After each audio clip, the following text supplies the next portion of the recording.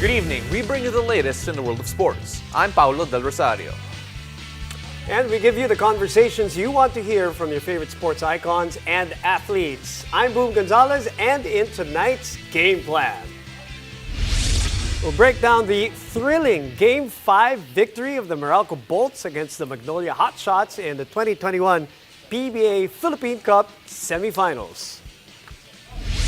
We'll also give out our early predictions for some teams approaching the 2021 to 2022 NBA season. And Philippine men's volleyball coaches Dante, Alinsunurin, and Dela Cruz join us live from Thailand as they give us their key takeaways from the Asian Men's Club Volleyball Tournament. Buckle up, sports fans. Let's get in the game.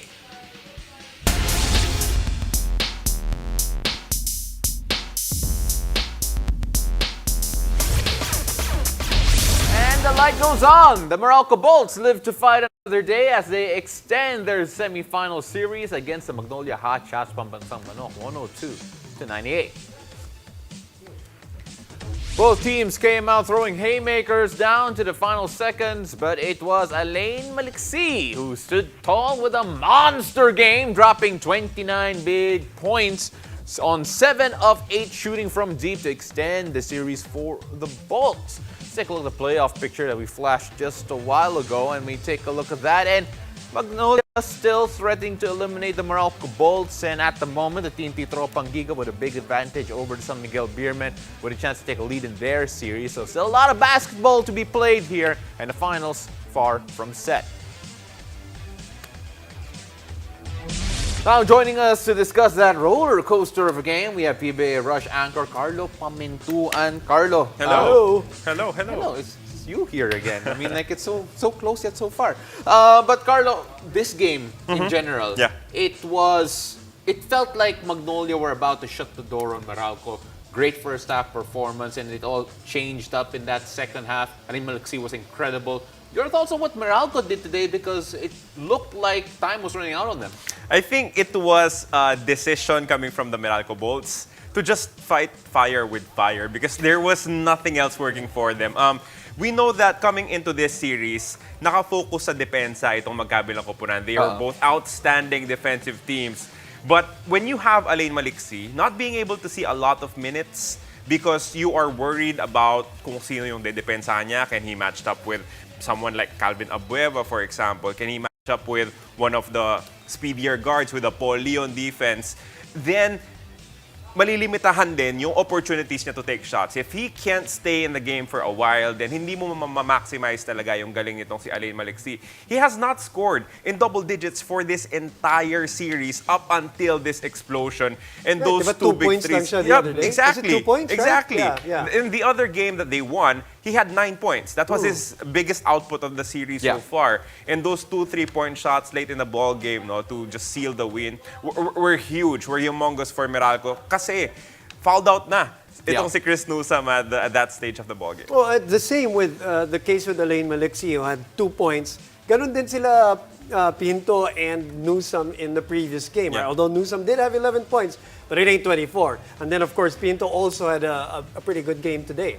Yung nagiging problema kasi ng Meralco Boom is that they thought that they were able to make the necessary adjustments in terms of their offense, because in the PBA bubble, there were certain spots where nothing happened for them on offense. Their solutions were Mac Bello in trading for him for Baseramer and drafting Alvin Pasaol. They were hoping that those two could provide the punch from the second unit, which is not happening. Which now puts a lot of pressure on guys like Chris Newsome and Nards Pinto specifically, kasi si Aaron Black hindi pa rin makapaglaro because of an injured hand. It puts a lot of pressure on those three to really push the offense for the Bolts.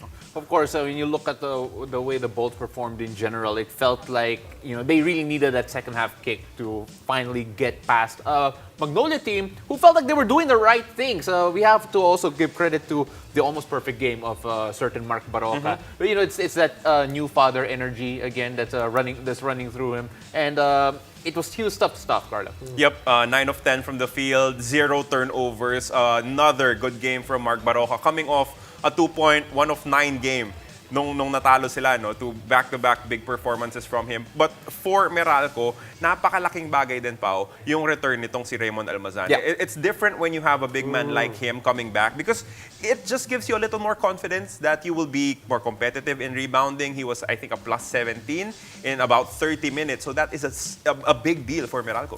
Other than Mark Baroka, though, there are some other standout performances today, even in a losing effort, Carlo. Oh, Calvin Abueva did course, well, yeah. and then of course you have to expect it like every game na magagawa ng double-double itong si Ian Sangala. Yeah. Right. Shoot 50% from the field. It was I think one of the best games of the series because it was pushed up until the end. Magnolia kept on fighting. They got a late steal, gave themselves an opportunity to tie the contest, just could not get the big shots that would, win that game for them. So the double-double of Sangalang was expected. Calvin Abueva, his clutch performance there. Question is though, what happened to Paul Lee in your opinion? Was it a case of Meralco just clamping down and doing the right things, or Paul Lee just having a rare off game for the Magnolia fans? I think he had an off game, not because of his shooting, because it was Mark Baroka carrying the offense for the guards. Hindi naman kasi pwedeng sabay-sabay pumutok lahat ng guardia nitong Magnolia because, Gio Halalon also did well from the bench. I think he also scored double digits with 12. So Paul Lee, I think he struggled with his turnovers. Maybe he did not get into the rhythm that he wanted because of a couple of early errors that he committed. And if you remember, he also had a tough foul against Allein Maliksi, giving him 3 free throws. And, it just speaks about the flow of the game. Maybe Paul Lee did not have it, but if you're Meralco, you will be worried about that guy coming into Game 6 because rarely does he have a couple of bad games in a row. Yeah. Couple of comebacks in the last couple of games, di ba? Parang baliktaran yata yung nangyari. In these last 2 fourth quarters, Meralco making the chase, kapos. Magnolia making the chase, kapos. But still another chance for game number 6. What are your thoughts on that, and how are we looking at that game? It's very difficult to judge which team will win this ball game kasi palaging dikit yung laban. As I said, they're very similar in terms of what they want to do on the floor. So now, I think the point of interest is how Coach Chito Victolero will try to get the ball away from Allein Maliksi. And if they're successful, it will be very difficult for Meralco to stay alive. But they did it in Game 5, so if they can get Allein Maliksi going, they could very well force a do-or-die matchup against Magnolia. We touched on Raymond Almazan a while ago, and all eyes will again be on him because he's still recovering from an injury. And it felt like today he did his job, but you could see that maybe he wasn't at full speed. Do you feel that the next game will see an even healthier Almazan and could expect more from him?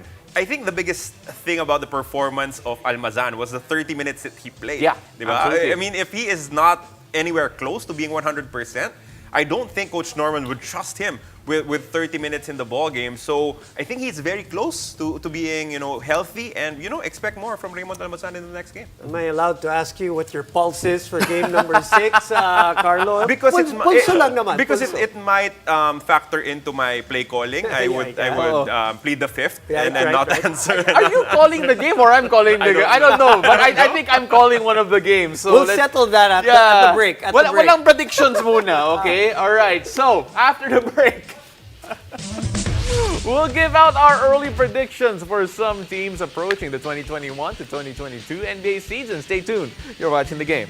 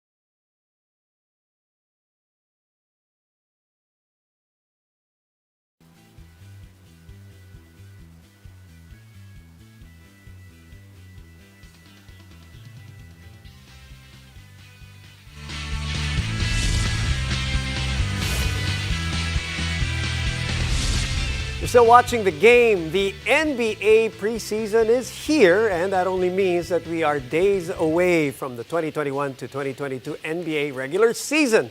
Now, let's get some early predictions, hopefully debates, fights, from some of our NBA teams. And of course, we still have Carlo Pamintuan, the true Dallas Mavericks fan, joining us, and the true Utah Jazz fan, Paulo Del Rosario, wearing a different hat for this segment. Okay, let's start with none of those teams. Wag muna. Warm up muna tayo konti. Let's start with the team that played today. Okay. The LA Lakers played the preseason game. I believe, correct me if I'm wrong, the new Big Three played for the first time together. No, I'm not talking about Carmelo Anthony, but I'm talking about Anthony Davis, Russell Westbrook, and LeBron James. Your thoughts, Carlo, I'll begin with you. I enjoyed watching it. for what it was worth, right? It was fun basketball. I mean, Yeah. Is it sustainable for the entire season? Is it going to win them a championship? These questions could wait, but what I know is that watching the LA Lakers is must-see TV. Yeah. They are fun. For sure. They are exciting. Seeing Melo, happy to play basketball again is very refreshing, and I can't wait to see more of them. Yeah, first of all, before I make any points about the Lakers, Boom, thank you for having us on the NBA Hype. anytime. Because this is a Hyper guide, right? It works. But then, this LA Lakers team is really interesting because of the ages involved of their star Right. names. Like, Right. let's not, let's call a spade a spade. They're old. They're an old team. So the question is right now, how good are they going to be throughout the course of the regular season? Wherein, as we've seen in the last season, seeding is very important because of the play-in tournament. Like, if you end up near 7th or 6th, it will be a dogfight towards the end. You can't rest your stars anymore, and that will change your prospects going to the playoffs. So, with this group, and the miles they have on their legs, I'm very interested to see how the rotation will be, because this is a team that's built to win in the playoffs, not Right. necessarily in Right. the regular season. Right. So whether they'll break down Yeah, that might throughout be the a thing. regular season is another part of the Hollywood drama, which is all part of the LA Lakers fandom, right? That's how it Absolutely. is. Speaking of drama, Brooklyn Nets today. We didn't Today, have well, to let's talk begin with about that because Yeah. we have to. We have to mention the fact that they already gave the statement, Carlo, that hey, if Kyrie's gonna do what he's gonna do, we got to move on without him. Your thoughts on that and your thoughts on Brooklyn throughout the season? So I think it will heavily rely on when Kyrie Irving will complete his research, because we know that he is trying to look yeah, still, Yeah. for his own opinion on Right. vaccinations. But for me, with or without Kyrie Irving, Brooklyn remains to be a good team. Yeah. You have James Harden, you have Kevin Durant, and you did not see a lot of them last season. But for them Together, to have, you mean? Yep. Right. For them to have this entire preseason to work out, you still have Blake Griffin there, who started dunking again with Brooklyn. It will be difficult to see them as a number 1 seed in the Eastern Conference without Kyrie.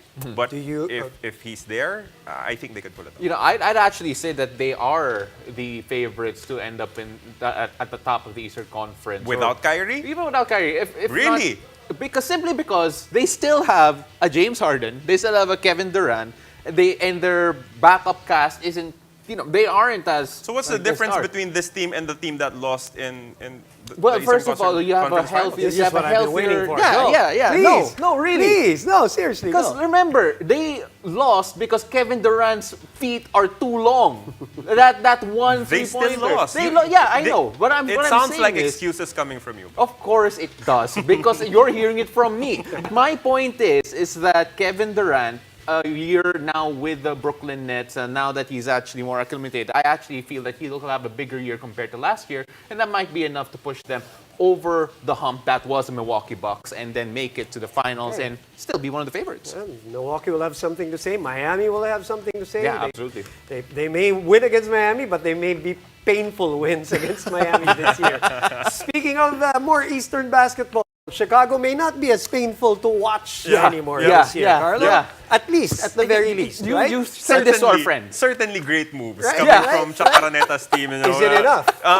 They went they went all in right before the trade deadline last Oh, season yeah. with pickups with Vucevic and stuff. It wasn't enough, but now these are actually exciting additions. DeMar DeRozan, Lonzo Ball. You have Patrick Williams in his second year. So I think it's time to be hopeful again for Bulls fans. But seeing it as a ceiling I would say that they could only make it to as high as the sixth spot. Okay, maybe. wait, Yeah. Pao. You agree, right? Yeah, no, I Let's agree. skip that. Let's skip that. Let's go with Dallas and Utah agree. right All away. right, okay. Because I don't want us to finish our time without speaking about your two favorite teams. Utah Dallas is and going to Utah. struggle. Okay, go. They will lose Go. all of their games. Counterpoint. All right. Anyway, look. We discussed this before we went on air. Name all the teams better than Dallas in the West. Fine. right. Lakers. Lakers. Denver Nuggets. Phoenix Suns. Utah Clippers. Jazz. Clippers. So Golden State. So as one of the biggest Dallas Mavericks fans, I think the best case scenario for them would be the seventh spot. To Seven. Be, That's Yeah. the real- That's the best case. because it will still be the same. The offense will still be relying on Luka Doncic to do everything. Will Yeah. Utah still be number one? Regular season maybe, but then in the playoffs, I'm scared. I'm not gonna lie. We have yet to prove otherwise that we can actually adjust in the playoffs. But in the regular season, I actually feel that this is a team that will be near the top because of the system that they play, because of the fact that this team actually may be a bit deeper compared to last year. They have Eric Pascal coming in, they have Rudy Gay coming in. So names that will make them a bit more matchup-proof defensively. And let's see what happens because I think they have more tools right now and health has to be on their side. Last year, Donovan Mitchell couldn't guard. He was a traffic cone. Same with Mike Conley. Last quick point. Agree, disagree? Anything good to say about Utah, Carlo? Oh, There's nothing good to say. They should be nervous if they get Dallas as a top the two matchup. team, number Okay. 7. Yeah. I don't know. You have to 2 make and it, 7, make it, so- make it past the Yep. play-in Yep. first. Make it past the play-in, and let's see what happens. Yan. Carlo, thank you very much for Thank you, joining Bo. us. Thank you, Bo. We'll see you again don't like next you. time for sure. And after the break, we'll check in with Coach Dante Alinsunurin and Coach Dela Cruz live from Thailand as they talk about their campaign in the Asian Men's Club Volleyball Tournament. Stay tuned. You're still watching the game.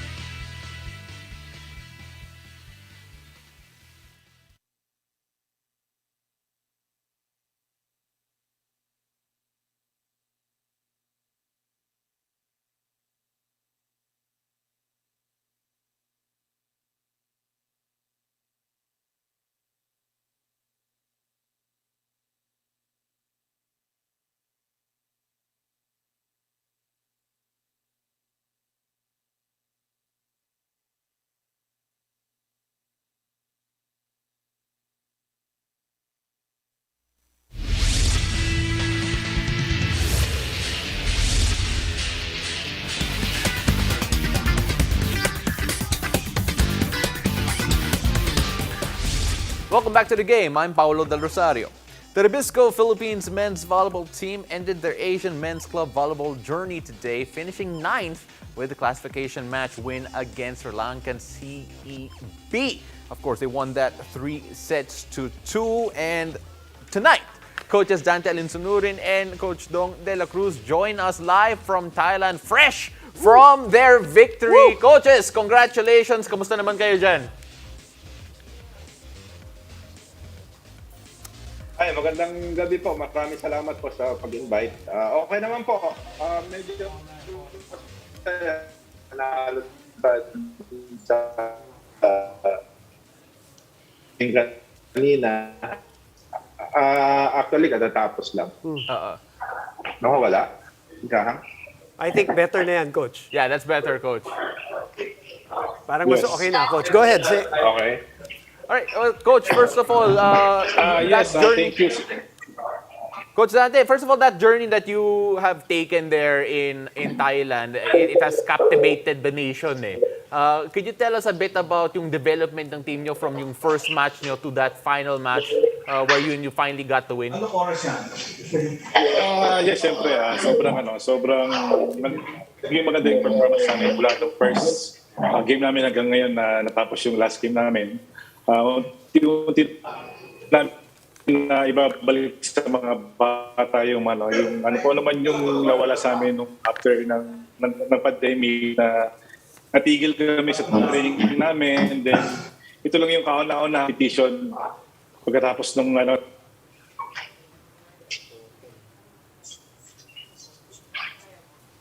I think we... Hello? Okay, I think we... Hello? Okay, Coach, are you still with us? Yes. Ayun, sir, Coach, we're Coach. in. Yes, sir. Yes, sir. Okay, Coach Dante Alinsunurin is with us still on the line. Coach, it's been almost 2 years without any kind of competition. How does it feel to be back, at least, and international competition too, especially after the momentum from the 2019 SEA Games? Sobrang saya ng team namin kasi nakabalik ulit kami sa competition na kahit na alam namin na yung sasalihan namin is mataas na level, ginawa pa rin namin lahat para makapag-perform dito sa Asian Tournament. Well, Coach Dong, I believe you're also on the line with us here. Can you talk, Coach Dong, can you talk to us a bit about the players that did step up for the team? Because we all know that the heavy hitters of the team were not part of this particular lineup. But then there are so many new names that we're all learning about stepping up para sa national team natin.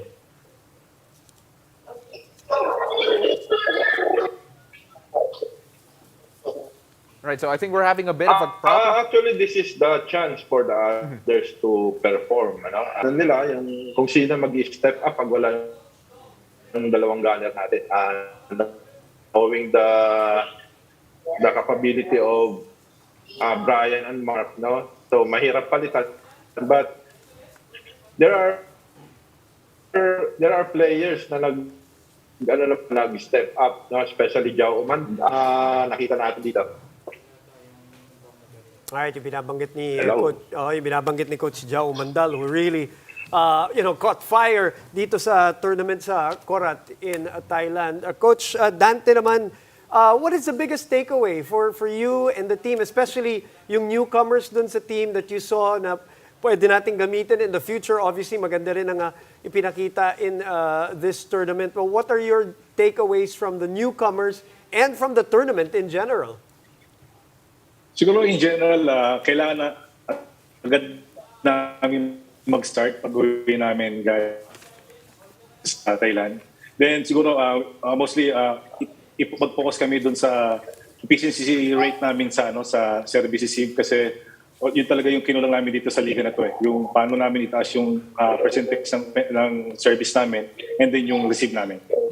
Well, Coach Dante, we always talk about the players and them getting back into game shape, getting back into that competitive mindset. But I want to ask about you, Coach, and the rest of your staff.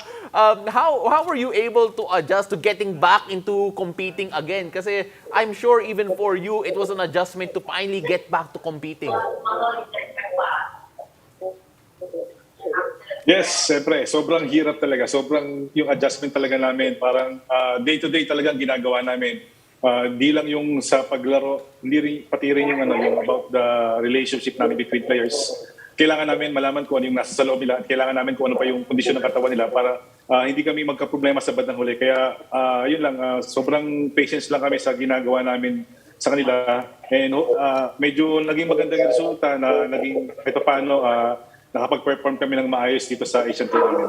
Okay, Coach, dahil hindi namin medyo narinig yung sagot mo kanina, I just wanted to ask once again, ano yung nakukuha mong evaluation dun sa team natin as compared to yung mga nakalaban natin? Anong mga departamento kailangan natin i-improve or tignan or husayan sa mga susunod pa nating laban?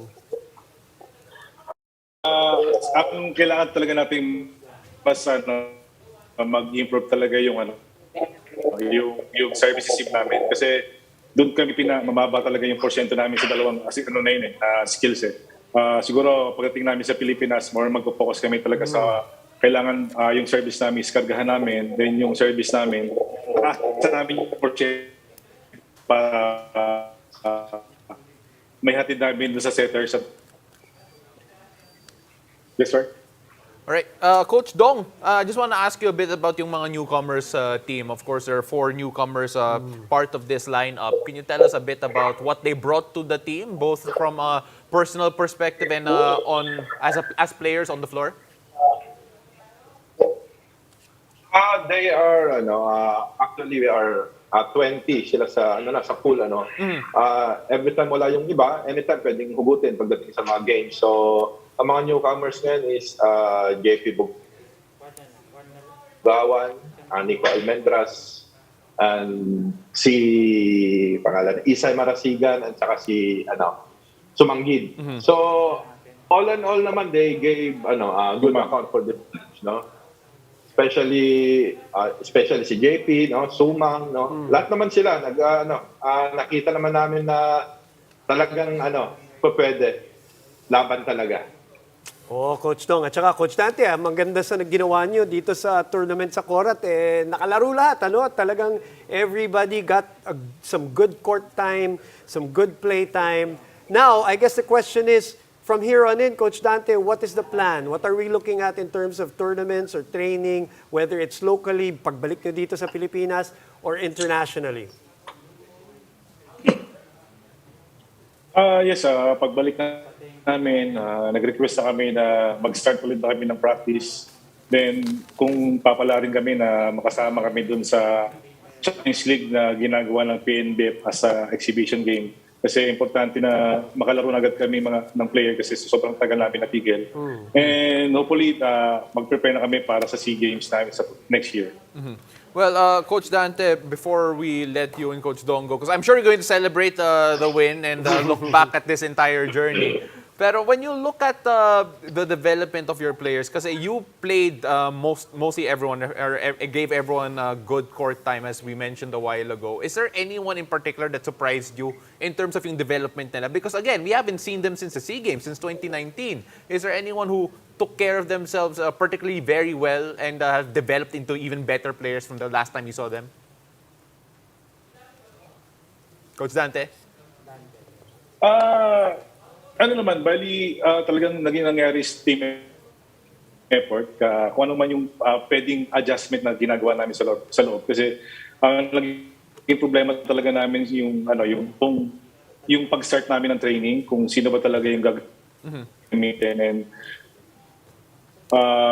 hanggang sa nag-usap kami ng coaching staff na kailangan natin i-maximize lahat. Mag-focus tayo sa lahat, hindi yung kung sa first six lang natin magpo-focus para siguro kasi dahil sa nangyari sa amin yung sitwasyon na nagkulang kami sa mga liga or practices ng team. Kaya mas more na kung sino man yung nakita namin na may pangangailangan, nagagambol talaga kami para sino yung pwedeng magtakip dun sa yung nangyayari sa loob ng court.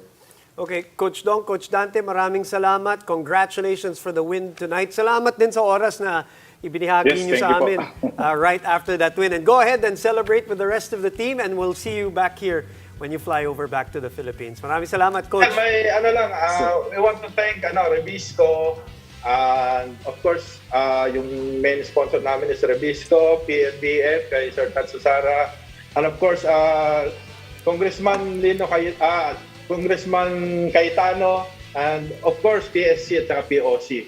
Maraming salamat po at saka sa City of Taguig. Yan po, nagpapasalamat po kami sa kanila. Salamat, Coach Dong. Salamat, Thank you, Coach sir. Thank you Dante. We'll see you soon. All right.